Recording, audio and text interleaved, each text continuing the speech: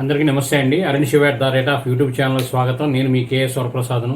నేను మీకు ఈరోజు ఈ వీడియోలో ప్రధానమంత్రి గారు నరేంద్ర మోడీ గారు ఆదంపూర్ పంజాబ్లో ఎయిర్ బేస్లో జవాన్లను ఉద్దేశించి ప్రసంగించారు.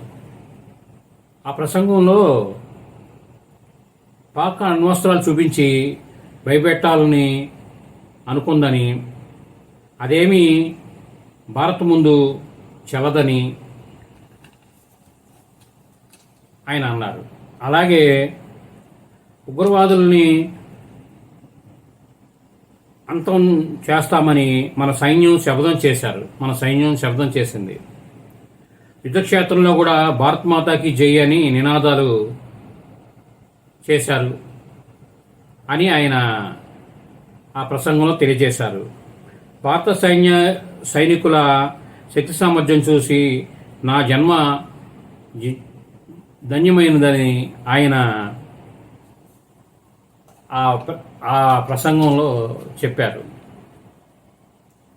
ఆయన ఈ సైనికుల ఉత్సాహం ఇది చూసి ఆయన ఆ మాట అనేది ఆయన ప్రసంగంలో తెలియజేశారు. ఆయన కాదు, మన దేశంలో ఉన్న ప్రజలందరం, మన సైనికులు ఎంతో ఉత్సాహంగా రెడీ అంటే రెడీ అన్నట్టుగా ధీటుగా వాళ్ళు అలా ఉండబట్టే మనం అంతా ప్రశాంతంగా ఉండగలిగాము. మనం అందరం కూడా ఐక్యతగా ఉన్నాం అనుకోండి. మనం అందరం కూడా కుల మతాలకు అతీతంగా ఎంతో ఐక్యతగా ఉన్నాము.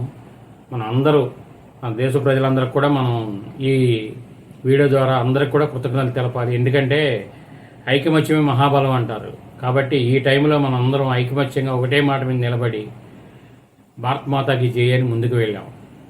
ఈ వీడియో మీరు పూర్తిగా చూసినందుకు ధన్యవాదాలు. మేము మరిన్ని వీడియోలు చేయడం కోసం లైక్ చేయండి, షేర్ చేయండి, తప్పకుండా సబ్స్క్రైబ్ చేసుకోండి. Thank you.